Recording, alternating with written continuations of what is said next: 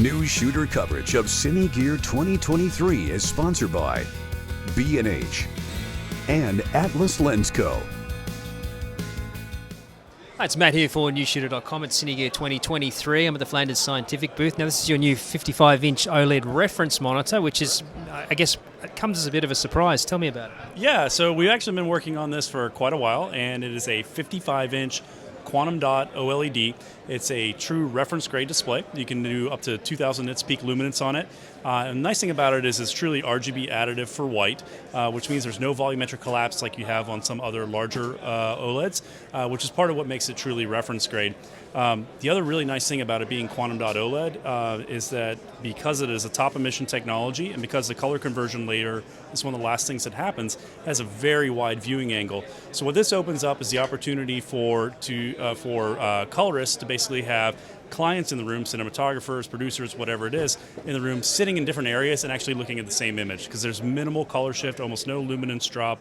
So it really opens up the idea of maybe having single monitor rooms for some people so that you could have a colorist, a client, all looking at the same one reference display instead of having a mix of a 31 and a large monitor or having, say, a client monitor that's maybe not up to the same specifications as the main reference monitor. Because I was going to say, traditionally we've seen, in a lot of color studios, etc., we've seen sort of high-grade consumer sets being used because there hasn't been an option like this available.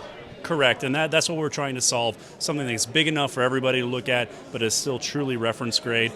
Quantum dot OLED helps us get there by being bright enough, by having the correct color volume, by being color accurate, and the color accuracy is something that we try to work on as well. So we have our direct connect volumetric autocal with these, so you can plug a probe directly into the display, hit a few buttons, it profiles the native behavior of the display, and then as you make different color management selections, it builds LUTs on the fly to target those color spaces.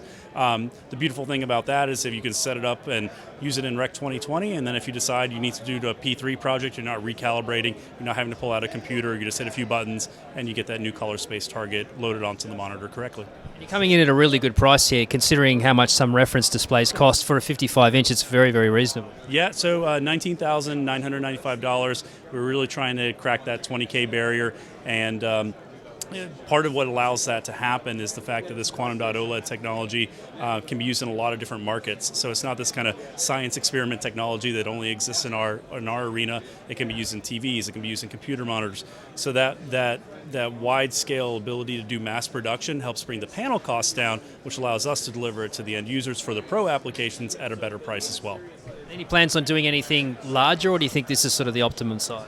So we started at 55-inch UHD because we found that met our specifications needs, and it was what was available to us. But one of the beautiful things about quantum dot OLED is that it's very scalable technology. So you can make them bigger, you can make them smaller. So we're getting a lot of those questions. Can we do a smaller one? Can we do a bigger one? And I think those things will be possible because, again, the technology is so scalable.